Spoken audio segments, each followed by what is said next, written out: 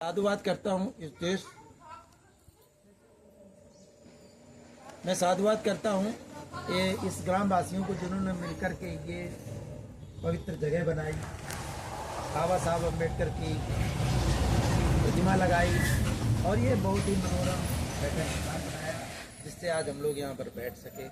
तो आप सब लोगों का बहुत साधुवाद, धन्यवाद सभी ग्रामवासियों का जो हमारी आवाज़ सुन रहे हैं, जो नहीं सुन रहे हैं, सबका। तो मैं ये आप लोगों के बीच में इसलिए बता रहा हूँ कि आप लोग जैसा हैं उससे और आगे जाएंगे और अच्छे बने, ये मेरी भी कोशिश है। और जिस उद्देश्य से सब आए हैं उन महापुरुषों की और ये सारे समाज के शुभचिंतक लोगों की भी ये कोशिश है कि ये पूरा समाज एक रायबरेली ही नहीं पूरे देश में एक आदर्श गांव बने और यहाँ से बहुत अच्छे अच्छे अधिकारी निकलें, डॉक्टर्स निकलें, इंजीनियर निकलें, आईपीएस निकलें, आईएएस निकलें। इसी संगत आपको हम देने जा रहे हैं। तो मैं अपना थोड़ा सा परिचय बता दूं कि मुझे डॉक्टर पीएल आदर्श कहते हैं और मैं आपके बगल में जो सामुदायिक स्वास्थ्य केंद्र है वहीं पर नेत्र चिकित्सक के पद पर कार्य कर रहा हूँ, है ना। तो आप लोगों से जब कभी भी मिलना हो या कोई भी मुझसे ज्ञान लेना हो या जितना मेरे पास वो है, तो आप लोगों का सादर जो है हमेशा स्वागत है। आप लोग जो है, और मैं बीएससी हूँ और एमए हूँ, एलएलबी हूँ और डॉक्टर में आई का स्पेशलिस्ट हूँ। डिप्लोमा किया है मैंने मेडिकल कॉलेज से और भिक्षु संघ में रह कर के काफ़ी समय मैंने किया है, तो काफ़ी कुछ भगवान बुद्ध की शिक्षाएं भी जीवन में मेरे हैं। तो उनको भी आप थोड़ा बहुत जितना मुझे आता है उतना मैं आपको दे सकता हूँ। तो आप लोग ये सीख लें कि जैसी संगति होती है वैसे ही व्यक्ति बनता है। तो भगवान बुद्ध ने अपने पूरे जीवन में जो कुछ दुनिया को दिया, जो कुछ बांटा, उसको 5 चीजों में पिरोहित कर दिया और पूरे उनका जो ज्ञान का समुद्र है उसको ये जो बच्चे हैं बीएससी एमए और ये 8वीं 9वीं वाले, इसको आप डायरी में पहले पन्ने पे लिख लीजिए। उनका 60 में, अब बहुत ज़्यादा आप पढ़ नहीं सकते, बहुत ज़्यादा किताबें भी नहीं है, मैं 60 बिंदु बता देता हूँ कि भगवान बुद्ध ने 55 बिंदु में अपने पूरे ज्ञान को समझा। वो 55 बिंदु आप अपने डायरी में पहले पेज पे लिख लीजिए। 55 बिंदु में कौन कौन से हैं? सबसे पहले तो 4 आर सत्य हैं। क्या है? 4 आर सत्य। 4 आर सत्य है कि दुख है। क्या है? दुख है। सबको ये अपने मन में मतलब सारे डाउट्स क्लियर करके ये स्थापित करना होगा कि दुनिया में दुख है, तो दुख का कारण है। दूसरा, दुख का कारण है, और दुख का कारण है तो उसका निवारण है, और निवारण है तो उपाय है। तो ये 4 चीजें अगर आपके मन में स्थापित हो गई तो दुख कभी आएगा नहीं, और आया है तो उससे आप निपट भी लेंगे, उसका समाधान भी खोज लेंगे अगर आप 4 चीजें ध्यान दें। और इसके इतर कुछ भी नहीं है, किसी का कोई एग्जिस्टेंस नहीं है। मतलब हमारा संदेश सीधा है, कोई गॉड गॉडेस, कोई ईश्वर नाम की कोई सत्ता नहीं है। अगर होती तो फिर जितनी भी ये घटनाएं हो रही हैं उसमें उनका हस्तक्षेप होता। लेकिन जो भी घटनाएं होती, चाहे वो गंदी घटनाएं हो चाहे वो अच्छी घटनाएं, किसी पे कोई उनका हस्तक्षेप नहीं होता। होता क्या? कहीं कोई मर्डर हो जाता है, किसी महिला के साथ अन्याय अत्याचार हो जाता है, कहीं कोई वो शक्ति आती नहीं आती। तो मैंने 60 बता दिया, उधर ज़्यादा नहीं जाऊंगा। मतलब कोई शक्ति नहीं है। 4 आर सत्य हो गए, 4। उसके बाद में 5 सील। बंदे जी ने कहा मैं प्राणी हिंसा नहीं करूंगी। दूसरा, मैं चोरी नहीं करूंगी। तीसरा, मैं व्यभिचार नहीं करूंगी। ठीक है। चौथा, मैं झूठ नहीं बोलूंगी। 5वां, मैं कोई भी नशीला द्रव्य नहीं ग्रहण करूंगा करूंगी। तो ये 5 सील हैं। तो 4 5 9, 4 आर्सत और 5 पंचशील। अब उसके बाद में आते हैं 8 अष्टांगिक मार्ग, अष्टांगिक मार्ग। तो उसमें जो है शील, समाधि और प्रज्ञा। शील, समाधि, प्रज्ञा। शील कैसे होना चाहिए कि दिक्कत हो तो कुर्सी बैठ जाइए इधर। शील समाधि, हमको सबको शीलवान बनना होगा। भगवान बुद्ध ने शील सबसे पहले बताया। क्या बताया है सबसे पहले? शील। क्योंकि शील की बड़ी कीमत है। कितने बड़ी शीलवान लड़की है, बड़ा शीलवान आदमी है। तो शील ये क्या है? 5 शील। जिसने कभी हत्या नहीं की किसी की, कभी किसी की चोरी नहीं की, कभी किसी के साथ व्यभिचार नहीं किया, कभी किसी झूठ नहीं बोला, और कभी कोई नशीला द्रव्य नहीं लिया, तो वो शीलवान है। तो शीलवान की कीमत बहुत ज्यादा होती है। सिंपल ये समझ लो, जैसे कभी आप बाजार में जाते हो तो अगर कोई पैकेट आपने लिया, कोई चीज लिया, तो उसमें देखते हो वो चारों तरफ से सुरक्षित है कि नहीं है। उसमें जो है सील तो नहीं टूटी है। अगर सील टूटी हुई तो अगर वो 100 रुपया का चीज है तो आप कहोगे नहीं भैया मैं नहीं, पहले तो आप लौटा देंगे। और अगर वो देना भी चाहेगा तो कहोगे मैं 50 रुपया दूंगा, तो 50 में आपको मिल जाएगी। क्यों? क्योंकि वो चीज उस गुणवत्ता में नहीं रही है। तो सील का मतलब ये है। तो सील बहुत है। सील, समाधि, प्रज्ञा। समाधि में ये सारी चीजें हैं कि हम सही दिशा में चिंतन करेंगे, मनन करेंगे, है ना, इस तरह से समाधि। और प्रज्ञा, प्रज्ञा जब हमको ये चीज सारी अनुभव हो जाएगी तो हम सारे चीज को समानता भाव से देखेंगे। तो सील में 3 चीजें हैं, और समाधि में 3 चीजें हैं, और प्रज्ञा में 3 चीजें हैं। सम्यक दृष्टि और सम्यक दृष्टि आ जाएगी, सम्यक करना, सम्यक संबोध, ऐसे करके 8 ये अष्टांगिक मार्ग। डिटेल में फिर कभी बात करेंगे। तो 4 आर्य सत्य हो गए और 5 सील हो गए, 8 अष्टांगिक मार्ग हुए। तो कितना हो गए? 4 5 8, तो 4 5 9 और 8 और 9 8 13 हो गए। और इसके बाद महामंगल सूत्र बताए। 8 5 13, 13 4 17 हो गए। 4 जो है आर्य सत्य नहीं जोड़ोगे, 4 आर्य सत्य, 5 पंचशील और 8 अष्टांगिक मार्ग। तो 9 और आपके 8 17 हो गए। और इसके बाद महामंगल सूत्र। महामंगल सूत्र 38 पॉइंट है। तो उसमें बहुत डिटेल जाएंगे तो विस्तार में टाइम लगेगा। उसमें पहले सीख लीजिए। पहला जो महामंगल सूत्र है कि मूर्खों की संगत नहीं करना। मुझे एक्चुअल में संगत पे बताना था, इसलिए मैं इतना डिटेल में सही। तो मूर्खों की संगत नहीं करना। हमेशा विद्वानों की संगत करो, शीलवानों की संगत करोगे तो आप ऐसे ही बन जाओगे। ये बच्चों के लिए मुझे विशेष रूप से बात याद आई, इसलिए मैं थोड़ा इधर चला गया।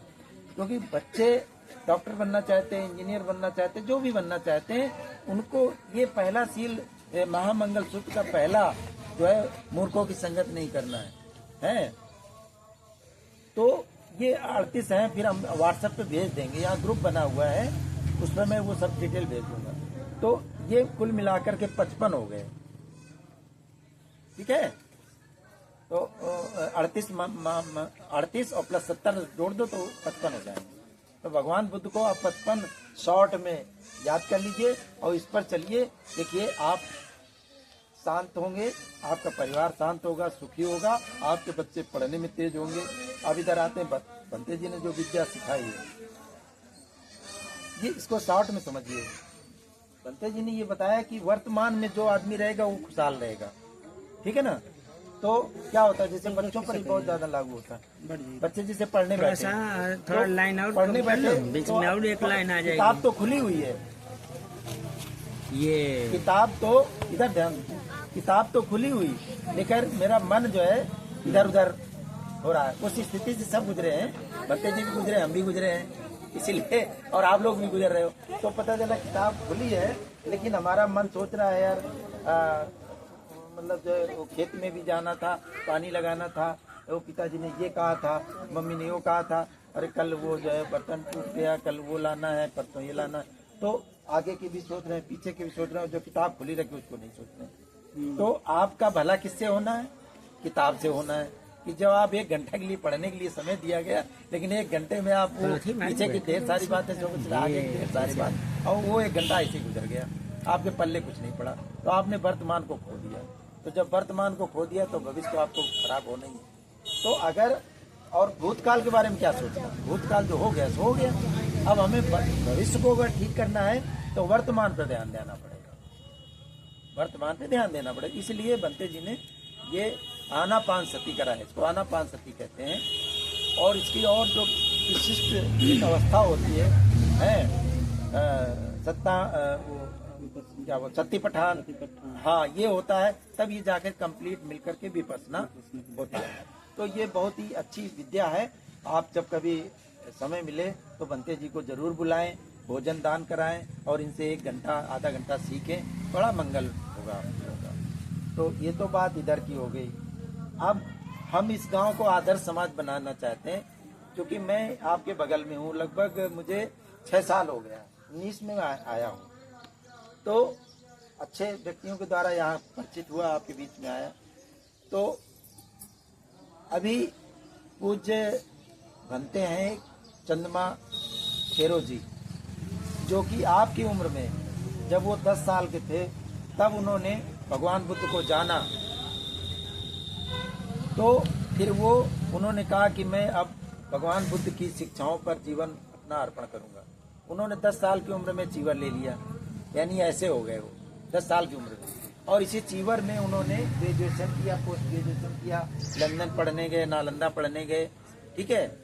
आज उनकी उम्र लगभग 45 वर्ष के आसपास है और पूरी दुनिया घूम चुके हैं, पूरी दुनिया घूम चुके हैं। अब उन्होंने देखा कि भारत को अगर अच्छा बनाना है, खुशहाल बनाना है, किसी परिवार को, समाज को, देश को अच्छा बनाना है, तो बुद्ध की शिक्षाएं वहां पहुंचनी चाहिए। ये उन्होंने सारांश निकाला, इसलिए उन्होंने अपना पूरा जीवन इधर लगाया हुआ। तो हम चाहते हैं कि उनका आगमन इधर भी हो जाए। उनका आगमन इधर कैसा रहेगा? ऐसे महापुरुष अगर आप लोगों के बीच में आएंगे, सबका मंगल होगा, ठीक है। तो उनको लाने के लिए हमने ये प्लान बनाया।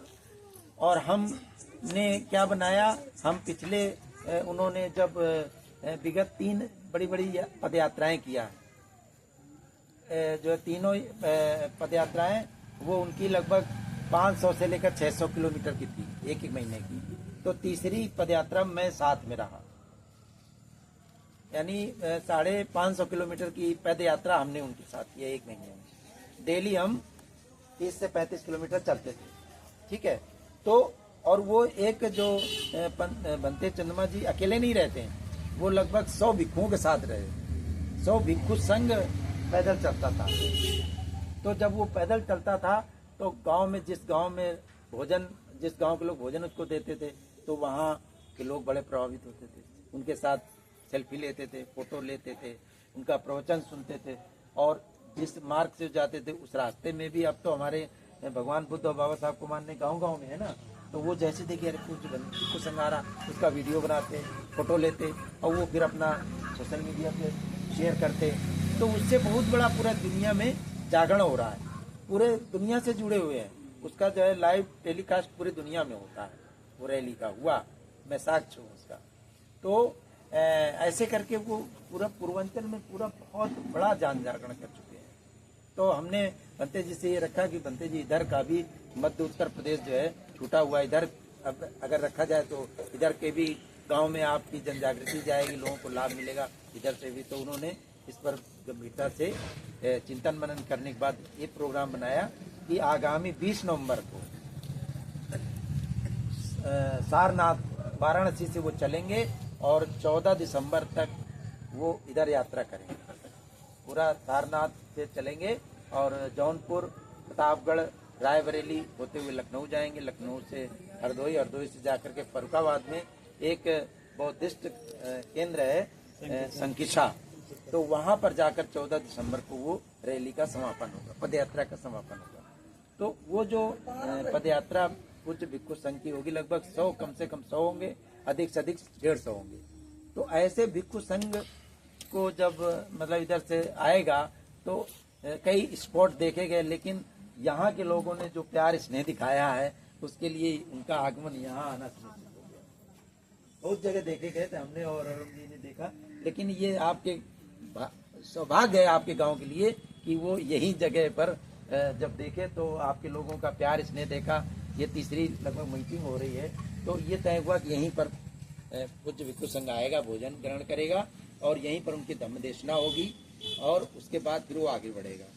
तो हम चाहेंगे आप लोग उनका सबका स्वागत करेंगे कि नहीं करेंगे ना?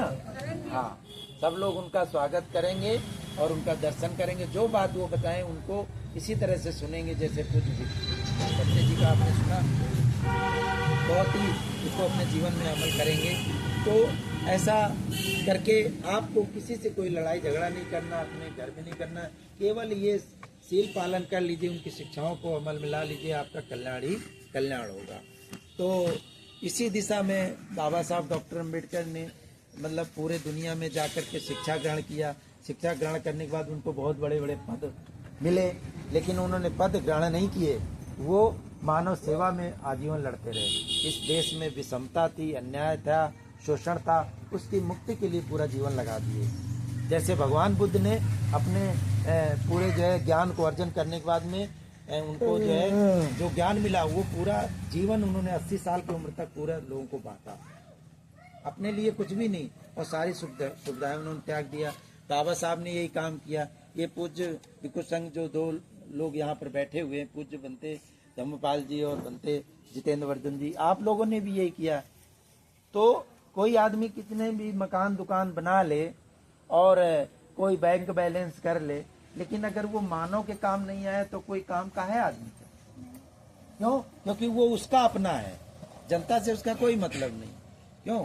यहाँ से 1 अरबपति आदमी निकल जाए, क्या आप उसको नमस्कार करोगे?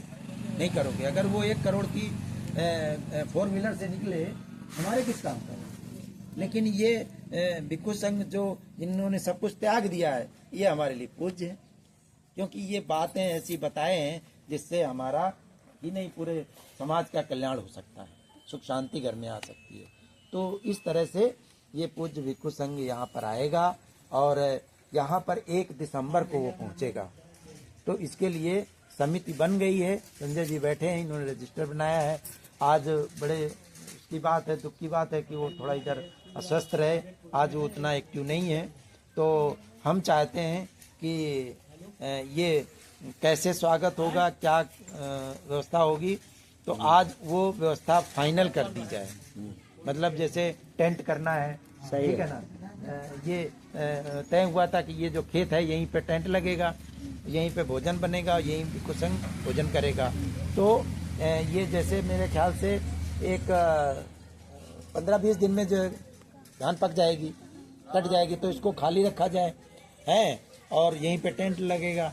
और अभी जो है दिन है कितने, 1 दिसंबर को आएगी, तो पूरा नवंबर है और इधर जो है 10 दिन है, लगभग 40 दिन है आपके पास में।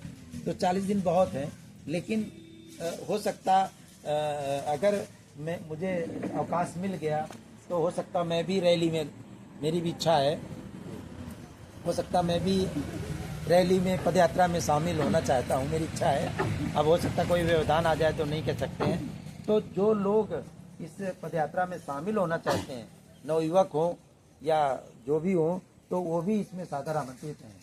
उनको वहाँ सारनाथ पहुँचना पड़ेगा और शर्त यह है कि उनको सबको चीवर में रहना होगा। जो भिक्षु संघ आएगा उसमें 2 श्रेणी के लोग हैं। एक हैं भिक्षु जो कि पूरा आजीवन भिक्षु रहने का संकल्प कर चुके हैं, मतलब घर बार त्याग चुके हैं और शादी नहीं किए हैं या शादी किए हैं तो भी अब अलग हो गए परिवार से, पत्नी से, तो ऐसे लोग भिक्षु कहलाते हैं। दूसरे होते हैं सामनेर। सामनेर वो होते हैं जो भगवान बुद्ध की शिक्षाओं को सीखना चाहते हैं। तो सीखेंगे कैसे? जब उन्हीं के वेश में रहेंगे तभी तो सीखेंगे। जैसे हम पैंट शर्ट में, तो पैंट शर्ट हमारे लिए ऑफिस के लिए है, लेकिन भगवान बुद्ध का जब चीवर हमारे उस पे आएगा तो हम उसके वो भी अनुशासन भी है उसका, उसके सील हैं, ये चीवर पहनने के सील हैं, जैसे गृहस्थों के सील है 5, और ये भिक्षुओं के सील हैं, जो परमानेंट भिक्षु हैं उनके हैं 333 हैं पंडित जी, है ना, 330 हैं सील। 227 हाँ? 360 330 भिक्षुणियों के हैं 227 227 हाँ हाँ, भिक्षुणियों के हैं ज्यादा, उनके शायद 33 हैं। 30 है हाँ। तो भिक्षुणियों के और थोड़ा सा ज्यादा है, और जो सामनेर होते हैं उनके जो है 8 सील होते हैं, 10 सील 10 सील हाँ। उपोषक जो रहते हैं उनके 8 सील होते हैं, और जो सामनेर बनते हैं उनके 10 सील होते हैं। तो 10 दिन, जितने दिन रैली चलेगी उतने दिन वो जो श्रावणे ग्रस्त हैं वो भगवान बुद्ध के जीवनी को प्रयोग करने के लिए उतने दिन चीवर में रहेंगे, और फिर आप चीवर उतार देंगे। जब यात्रा खत्म होगी फिर आप ग्रस्त में आ जाएंगे, साधारण नागरिक के तरह रहेंगे। लेकिन 10 सीलों को पालन करना पड़ेगा। 10 सील में क्या है, विकाल भोजन नहीं करेंगे। अब वो 5 सील तो है ही, प्राणियों की हिंसा नहीं, चोरी नहीं, व्यभिचार नहीं, और जो है झूठ नहीं, और नशीले द्रव्य नहीं, और 5 और जुड़ जाएंगे। विकाल भोजन नहीं करेंगे, और